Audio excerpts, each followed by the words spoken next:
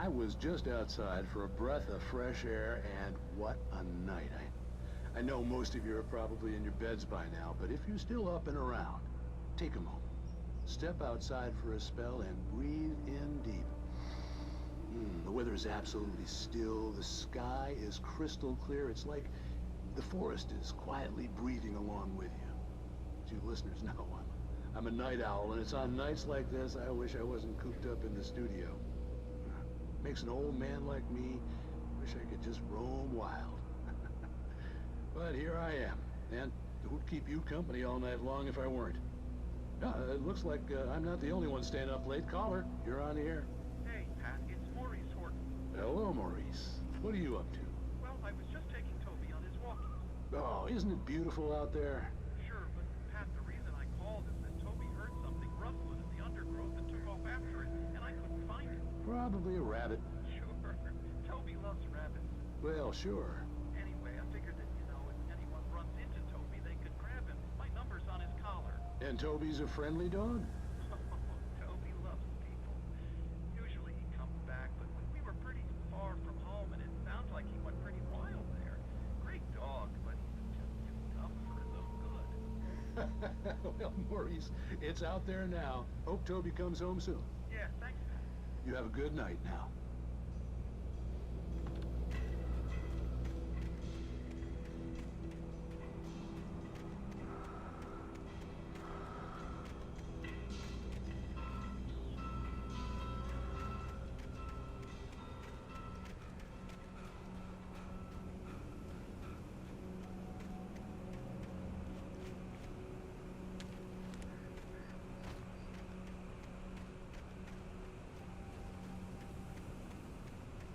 The gas station was closer now, its light welcoming in the darkness. Who makes the best dogs in the state? Belly Burster is the best with no contest. Monster Dog is second best. The famous dog is third.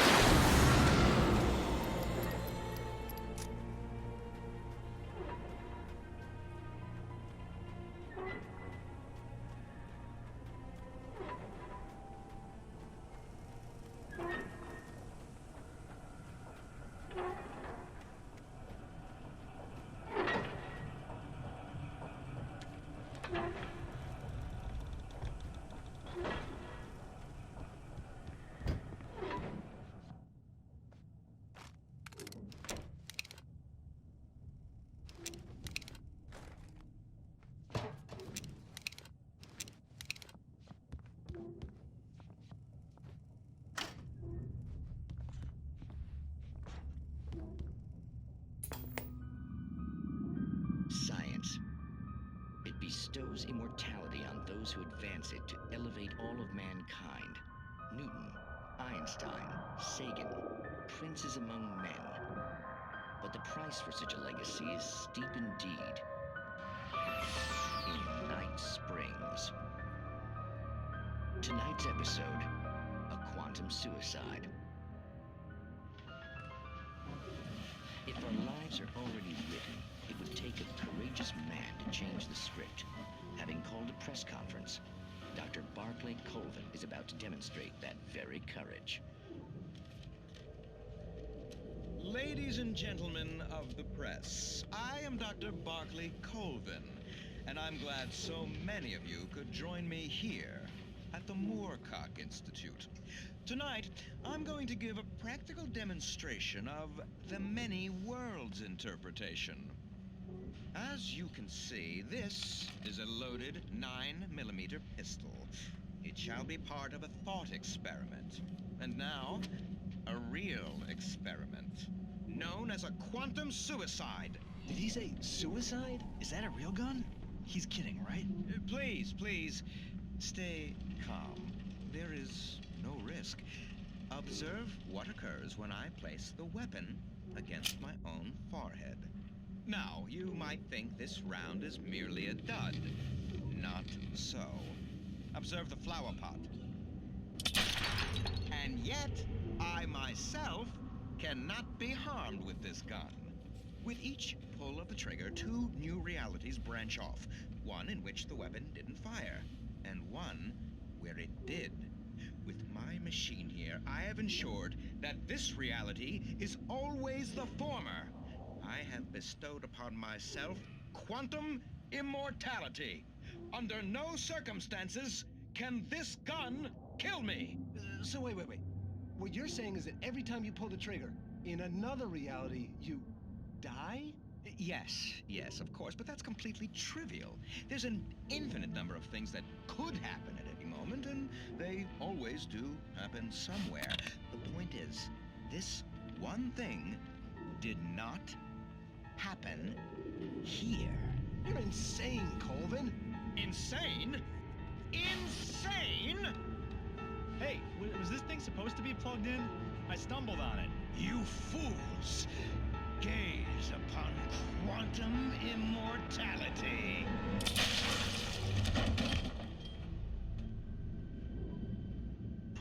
Poor Dr. Colvin, felled by his own hubris or the ignorance of the masses. Perhaps he should have left the crate unopened, the decaying atom unobserved. Curiosity often kills the cat.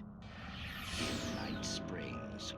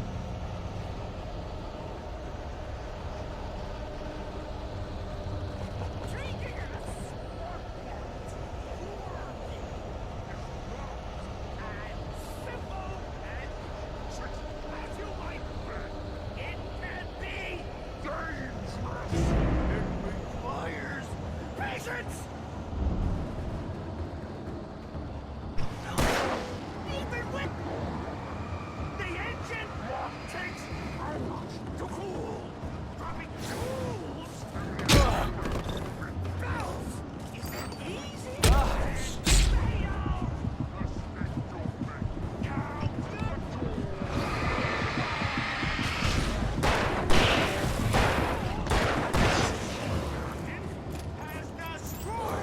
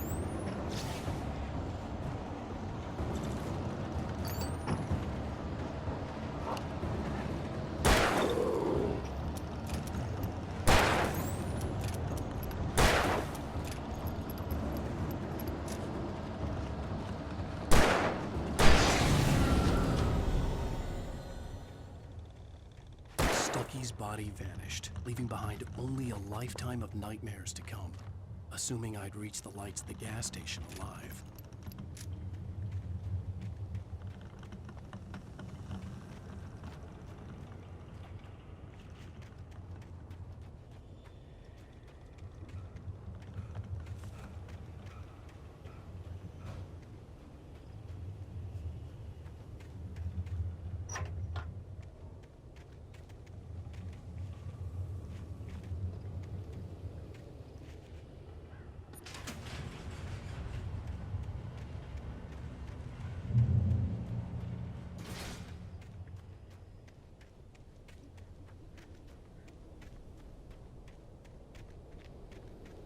I recognized the parade float I had seen in Bright Falls when I first arrived with Alice.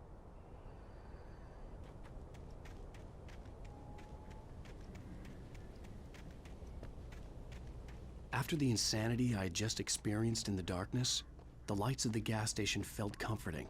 At least for a moment, the sane world reasserted itself.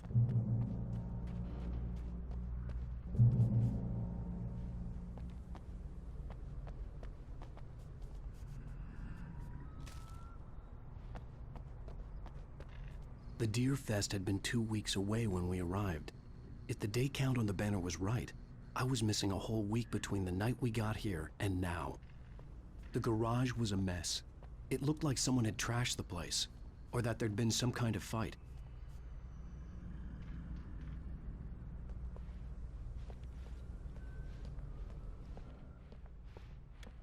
All right. I'll keep writing. Outside, there's only darkness. Outside the cabin, outside the story, there's only darkness. I can feel her presence in the dark. Just now, I could smell her perfume in the room. I'll reach her, I'll fix it up. I'll bring her back. The story will come true. If I stop, she's lost.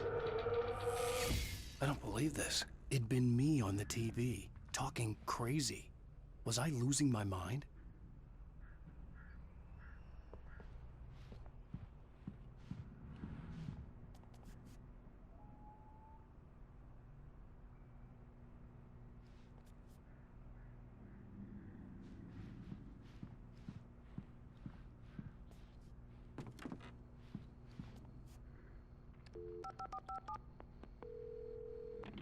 Bright Falls Sheriff Station.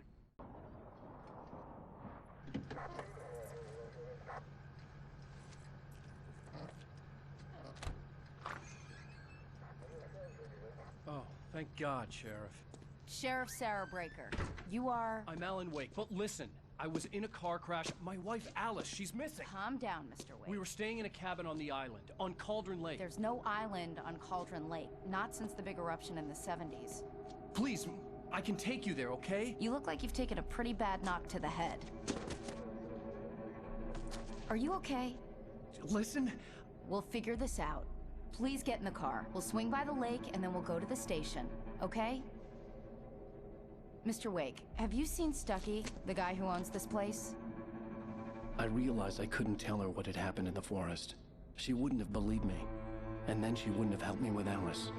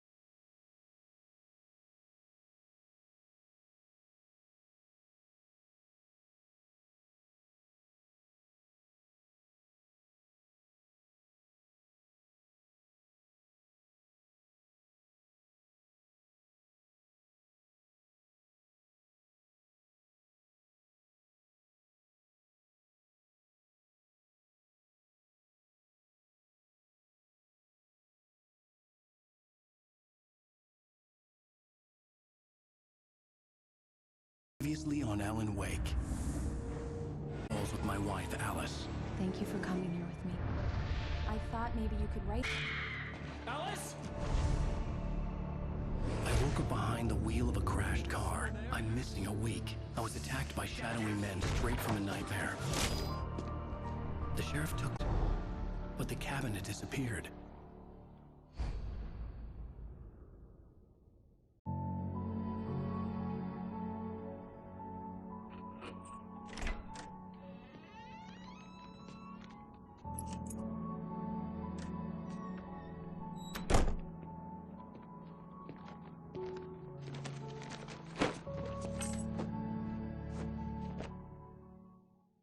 Honey, I'm home.